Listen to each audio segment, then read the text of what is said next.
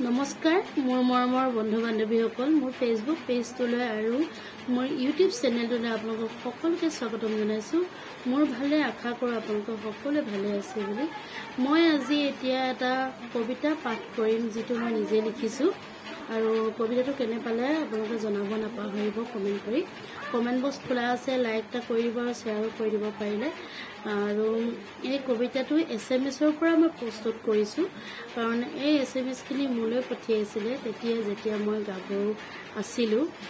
তেওঁ শুনিলে এইটো কবিতা যদি তেওঁ চাই থাকে, আজি মোৰ ভিডিঅ'টো যদি তেওঁ চায় তেতিয়াহ'লে তেওঁ বুজিব মানে তেওঁ এই কবিতাটো তেওঁৰ SMS-ৰ পৰাই মই প্ৰস্তুত কৰিছো।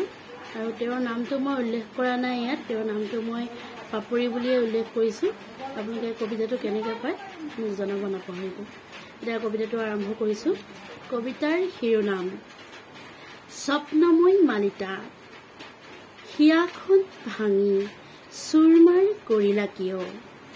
তোমাৰ মৰমৰ অবিহনেও এতিয়া মোৰ প্ৰেৰণাৰ প্ৰতিটো ক্ষণৰ। অভিমান কৰি তৃষ্ণাৰ দৰে আঁতৰি নাযাবা কোনোদিন মোৰ কাষৰ পৰা। মই সঁচাই নিথৰুৱা হৈ পৰিম পাপৰি। আহিবাচোন এদিন সময় যদি হয় ৰাংঢালি বহাগৰ শেষৰ কোনোবা এদিন সংজুৰুলি জুপুৰি দুখৰ বৰষুণত। মই জ্বলি আছো সুখৰ ৰ'দত পাপৰি। নেথাকিলেও তুমি মোৰ চিৰদিন কাষত মধুৰ স্মৃতিৰে জীপাল কৰি তুলিম মোৰ হৃদয় তোমাৰ সঁচা মৰম ভাল পোৱাৰ। ধন্যবাদ।